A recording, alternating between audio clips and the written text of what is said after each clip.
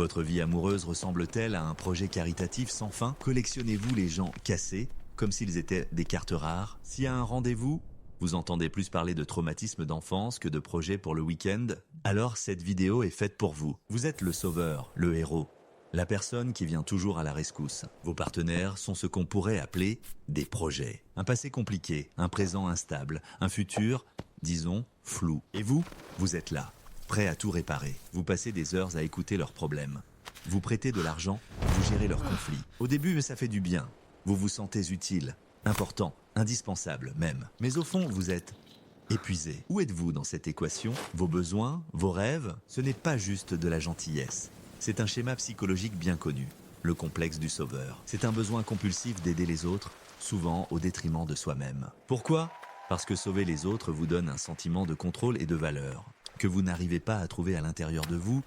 En thérapie des schémas, on parle de croyances verrouillantes profondes sur soi et le monde. Le sauveur a souvent deux schémas dominants. Premièrement, le schéma abnégation. Vous croyez que vos besoins sont moins importants que ceux des autres. Deuxièmement, le schéma imperfection. Au fond, vous vous sentez défectueux. Alors, vous surcompensez en réparant quelqu'un qui vous semble encore plus cassé que vous. C'est une façon de se dire « au moins, je ne suis pas aussi mal en point que lui ». Les racines de ce comportement plongent souvent dans l'enfance. Peut-être avez-vous dû être un petit adulte, prendre soin d'un parent instable, consoler, être responsable pour mériter l'amour. Vous avez alors appris une leçon fondamentale « on m'aime ». Quand je suis utile. Aujourd'hui, vous cherchez inconsciemment des partenaires à qui vous pouvez être utile. C'est une forme de codépendance. Votre estime de vous-même dépend de la dépendance de l'autre. L'ironie tragique, c'est que vous avez peur que si vous réparez vraiment la personne, elle n'aura plus besoin de vous et vous abandonnera. Alors, inconsciemment, vous sabotez la guérison pour maintenir la dynamique. Prenons un exemple, voici Alex. Alex rencontre Sarah,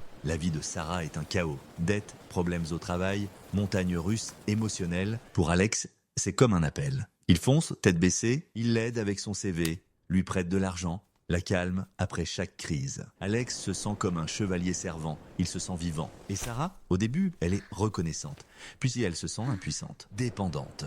La relation n'est pas un partenariat, mais une hiérarchie, sauveur et victime. Ce cycle est épuisant et voué à l'échec. Alors, comment en sortir? Étape 1, la prise de conscience. Le pas le plus difficile. Cessez de qualifier ça d'aide.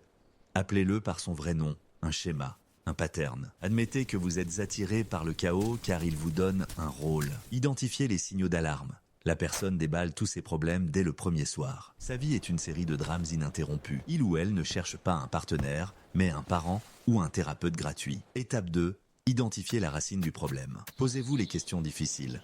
Pourquoi ai-je aussi désespérément besoin d'être utile? De qui cherchais-je à mériter l'amour dans mon enfance? Tenez un journal. Les réponses badouces peuvent être douloureuses, mais elles sont la clé de votre liberté. Étape 3, établir des limites.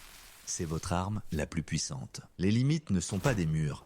Ce sont des portes avec des gardes. Apprenez à dire non sans vous justifier. Exemple. Je compatis à ton problème, mais je ne peux pas le résoudre pour toi. Je ne suis pas disponible pour parler maintenant, j'ai mes propres priorités. Ce n'est pas de la cruauté, c'est du respect de soi. Soutenir, c'est écouter. Réparer, c'est faire à la place de l'autre.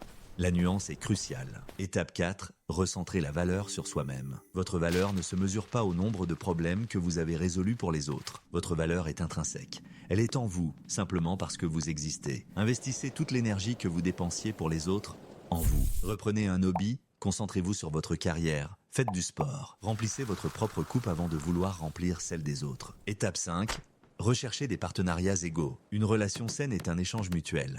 C'est de l'interdépendance, pas de la codépendance. Aujourd'hui, tu me soutiens dans mes projets. Demain, je te soutiens dans les tiens. C'est une danse, pas une opération de sauvetage. Cherchez quelqu'un qui est déjà entier, mais qui veut grandir avec vous. Arrêtez d'être un sauveur, fait peur. On a l'impression que si on ne répare plus, on deviendra inutile. Mais c'est un mensonge. Le plus grand mensonge que votre schéma vous raconte. Vous méritez d'être aimé pour qui vous êtes, pas pour ce que vous faites. Vous avez besoin d'un partenaire, pas d'un projet de rénovation. Le véritable héroïsme n'est pas de sauver quelqu'un d'autre. C'est de se sauver soi-même de ce besoin de sauver les autres.